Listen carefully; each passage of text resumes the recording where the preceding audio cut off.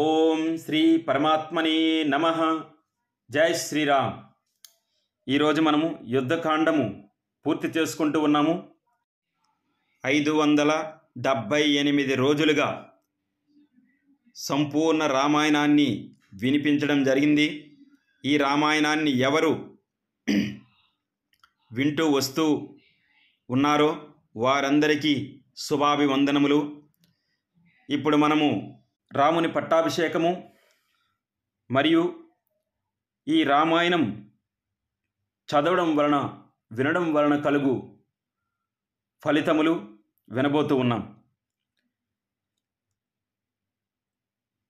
శ్రీరామచంద్ర ప్రభువు, భరతుడు, సుగ్రీవుడు, విభీషణుడు మరియు అయోధ్య నగర పుర ప్రముఖులు అందరితో కూడి నంది గ్రామము నుండి అయోధ్యకు బయలుదేరెను. అయోధ్యయందున్న దశరథుని మంత్రులు వంశ పురోహితులైన వశిష్ఠుని సమక్షమున పట్టాభిషేకమునకు అవసరమగు ఏర్పాట్లన్నీయును గూర్చి ఆలోచనలు చేసిరి. సుమంత్రుడు, అశోకుడు, విజయుడు, జయశీలుడు మొదలగు మంత్రులు అభిషేకము కొరకు మంగళపూర్వకముగా చేయవలసిన సమస్త కార్యములను పురోహితులకు విన్నవించిరి. మరియు ఆ మంత్రులందరూ రామదర్శన కుతూహలముతో నగరము నుండి బయలుదేరిరి. సహస్రాక్షుడైన ఇంద్రుడు ఆకుపచ్చ వన్నెగల గుర్రములను పూంచిన రథమును వలె మహాత్ముడైన శ్రీరాముడు జవనాశ్వములను పూంచిన ఉత్తమమైన రథమును అధిరోహించి నగరమునకు బయలుదేరెను. భరతుడు రథ సారథ్యము వహించెను. శత్రుఘ్నుడు శ్రీరాముని శిరస్సుపై ఛత్రము పట్టెను. లక్ష్మణ మూర్తి వింజామరను పట్టుకొని ఆ రామచంద్ర ప్రభువుకు సేవించుచుండెను. రాక్షసరాజైన విభీషణుడు స్వచ్ఛమైన మరి ఒక తెల్లని వింజామరణము చేబూని రథమునకు ముందు భాగమున నడుచుచుండెను. మహర్షులు, మరుద్గణములు, దేవతలు ఆకాశమునందుండి శ్రీరామచంద్ర ప్రభువును స్తుతించుచుండగా ఆ ప్రభువు అయోధ్య నగరమునకు బయలుదేరెను. వానరులకు ప్రభువు మహా తేజస్వి అయిన సుగ్రీవుడు శత్రుంజయము అను పర్వత ప్రమాణములో ఉన్న గజమును అధిరోహించెను. వానరులందరూ మానుష రూపములను దాల్చి సర్వాభరణ భూషితులై 9,000 ఏనుగులపై ఆసీనులై పురోగమించుచుండిరి. శంఖారావములు మ్రోగుచుండెను. దుందుబుల డంకారావములు మిన్న మిట్టుచుండును. జనులు హర్షధ్వనులు ప్రతిధ్వనించుచుండగా ఆ పురుషోత్తముడు బారులు తీరియున్న అయోధ్య నగరములో బారులు తీరిన భవనములతో విరాజిల్లుచున్న అయోధ్య నగరములో ప్రవేశించెను. అతిరథుడు దివ్యమైన తన శోభలతో విరాజిల్లుచున్నవాడు శ్రీరాముడు రథమునందాసీనుడై తన పరివారములతో కూడి వచ్చుచుండగా వశిష్ఠాది మహర్షులు, సమంత్రాది సచివులు, పౌరులు ఆ ప్రభువును దర్శించసాగిరి. ఆ వశిష్ఠాదులు ఎదురేగి స్వాగత మర్యాదలతో శ్రీ రఘురాముని ప్రశంసించిరి. ఆ ప్రభువు కూడా అందరినీ సాదరముగా అభినందించెను. సోదరులతో కూడి వారంతా ఆ స్వామిని అనుసరించిరి. అమాత్యులచే, బ్రాహ్మణులచే, పౌరులచే పరివృతుడై ఉన్న శ్రీరామచంద్రుడు నక్షత్ర మండలమును విరాజిల్లుచున్న చంద్రుని వలె వైభవోపేతుడై అలరారుచుండెను. తూర్యవాద్యములు, కరతాళ ధ్వనులు, స్వస్తిక వాద్యములు మ్రోగుచుండెను. మంగళ గీతములు ఆలపించుచుండెను. రాముడు అయోధ్యలో ప్రవేశించెను. అక్షతలతో, బంగారు పాత్రలతో, గోవులతో, లడ్లు మొదలగు పదార్థములతో ప్రజలు రామునకు స్వాగతము పలుకుతూ ముందు భాగమున నడిచిరి. శ్రీరాముడు సుగ్రీవుని, ఆదర్శ మైత్రిని, మారుతి యొక్క అపూర్వమైన దివ్య శక్తిని, వానరుల యొక్క అద్భుత కృత్యములను, రాక్షసుల యొక్క బలపరాక్రమములను, విభీషణుని యొక్క కలయికను గూర్చి ప్రజల సమక్షమున మంత్రులతో పలుకుతూ శ్రీరామచంద్ర ప్రభువు వానరులచే పరివృత్తుడై సంతోషముతో జనులతో నిండియున్న అయోధ్య నగరమున ప్రవేశించెను. ఆ శుభ సమయమున పౌరులెల్లరను తమ తమ గృహములపై పట్టరాని సంతోషముతో పతాకములను ఎగురవేయుచుండిరి. అంతటా శ్రీరాముడు ఇక్ష్వాకు వంశజులు నివసించు రమ్యమగు తన తండ్రి దశరథుని యొక్క మందిరమున ప్రవేశించెను. రాజకుమారుడైన రఘురాముడు మహాత్ముడైన తన తండ్రి యొక్క దశరథుని యొక్క గృహమును సమీపించి కౌసల్య, సుమిత్ర, కైకేయి మాతలకు నమస్కరించెను. పిదప ఆ ప్రభువు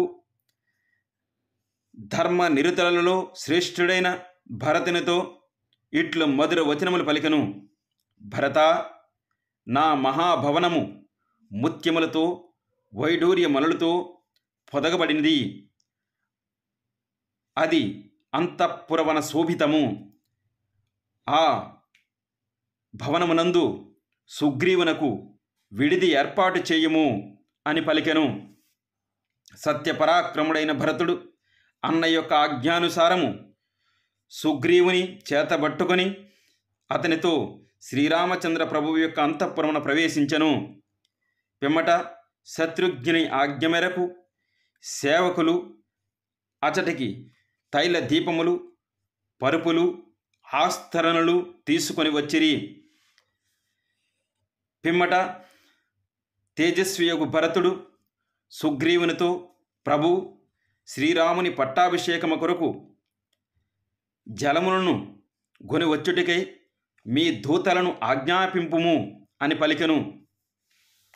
తదుపరి సుగ్రీవుడు వానర ప్రముఖులను పిలిపించి వారికి రత్నములు పొదిగిన బంగారు పాత్రలను ఇచ్చి, వానరోత్తములారా, తెల్లవారు లోపల సముద్ర జలములను, నదుల జలములను ఈ పాత్రలందు నింపుకొని రండి అని చెప్పెను. సుగ్రీవుడిట్లా ఆజ్ఞాపించిన వెంటనే మదపటేనుగుల వలె బలాఢ్యులైన మహాత్ములగు వానరోత్తములు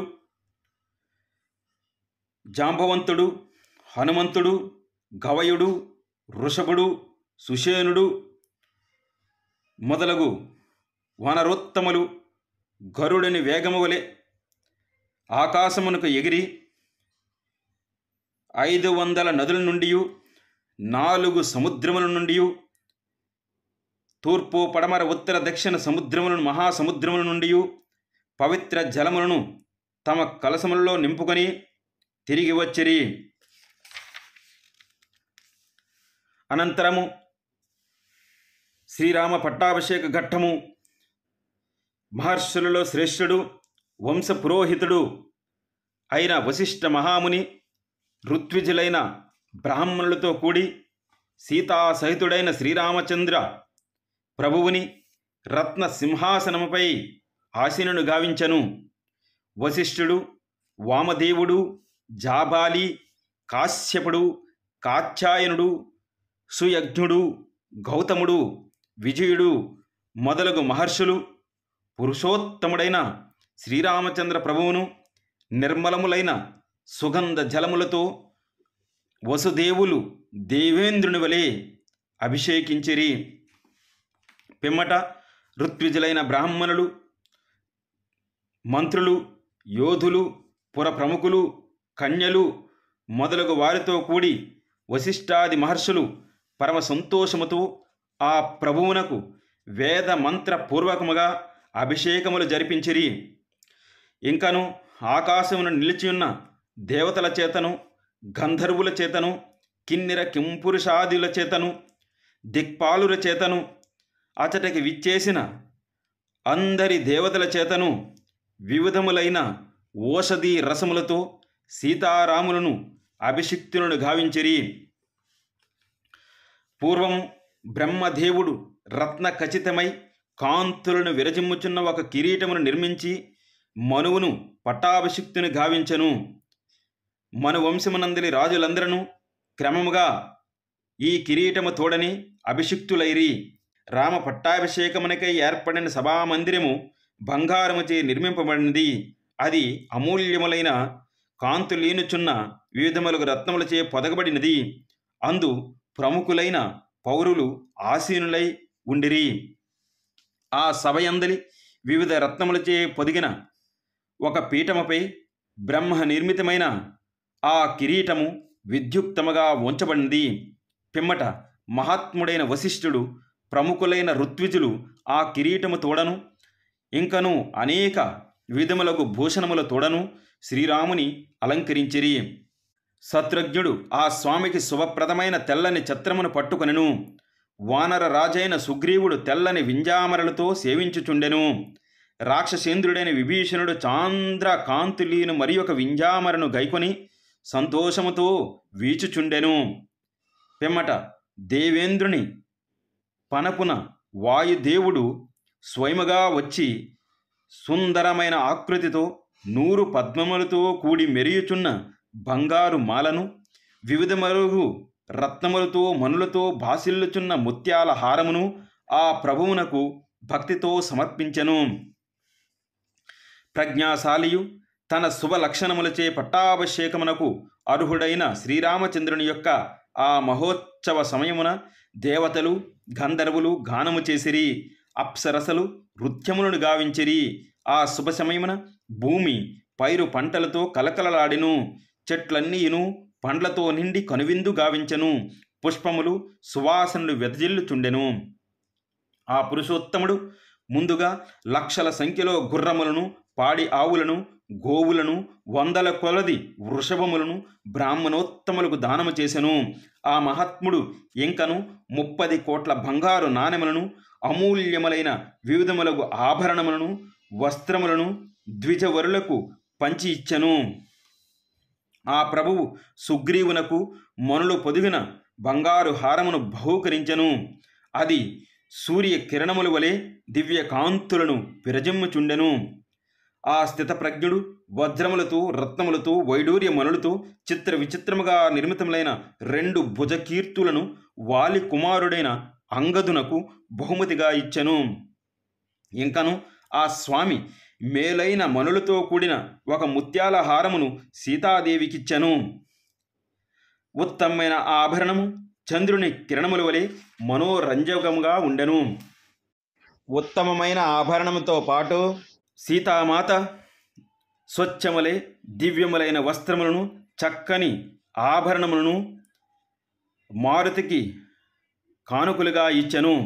పిదప తన మెడలోని కంఠాభరణమును తీసుకొని తన భర్తను సమస్త వానరులను చూచుచూ కంఠాభరణమును ఎవరికి ఇవ్వవలనా అనే భావముతో శ్రీరాముని వైపు చూసెను.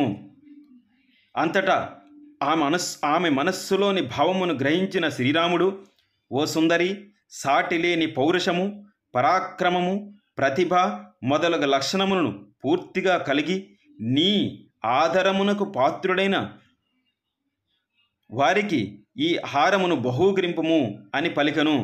అప్పుడు ఆ శుభాంగి ఆ హారమును వాయుసుతుడైన హనుమంతునకు ఇచ్చెను. కపివరుడైన ఆ వాయుసూనుడు ఆ హారమును ధరించినంతనే చంద్ర కిరణములు ప్రసరించినప్పుడు స్వచ్ఛమైన మేఘములతో కూడి ఉన్న పర్వతము వలె విరాజిల్లెను. శత్రుసూదనుడైన శ్రీరామచంద్ర ప్రభువు మైందునకు, ద్వివిధునకు, నీలునకు వారి అభిరుచులకు అనుగుణముగా కోరిన వాటినన్నింటినీ బహూకరించెను. వృద్ధులైన వానరులందరినీ, కపివరులను, నూత వస్త్రములతో ఆభరణములతో సత్కరించెను. ఎంతటి కార్యమునైనను సులభముగా నిర్వహించగల శ్రీరామచంద్ర ప్రభువు విభీషణుని, సుగ్రీవుణ్ణి, హనుమంతుణ్ణి, జాంబవంతుణ్ణి మొదలగు వానర ప్రముఖులను వస్త్రాభరణములతో పూజించెను.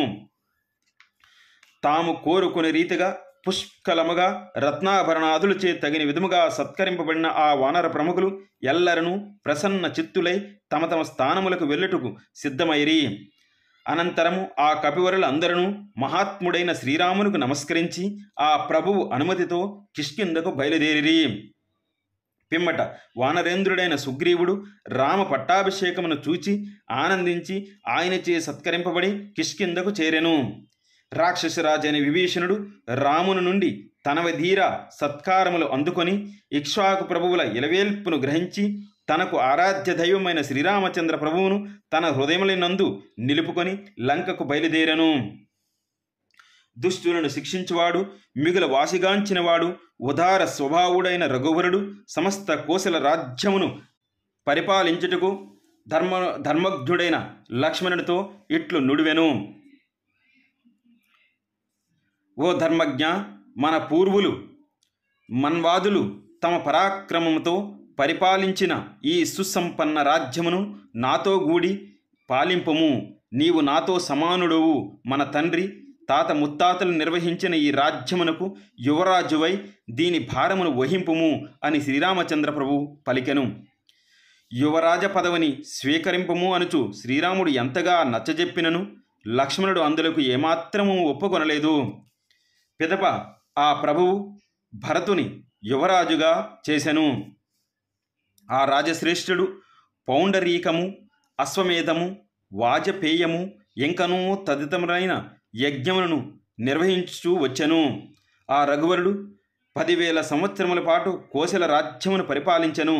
ఆ ప్రభువు మేలుజాతి అశ్వములను పుష్కలముగా దక్షిణలను వసంగి 100 కొలది అశ్వమేధ యాగములను ఆచరించెను. ఆ జానుబాహువు ప్రతాపశాలియు గొప్ప భుజబలము గలవాడును ఆయన రామచంద్ర ప్రభువు లక్ష్మణుని సహకారముతో భూమండలమును ఎన్నో ఏండ్లు పాలించెను.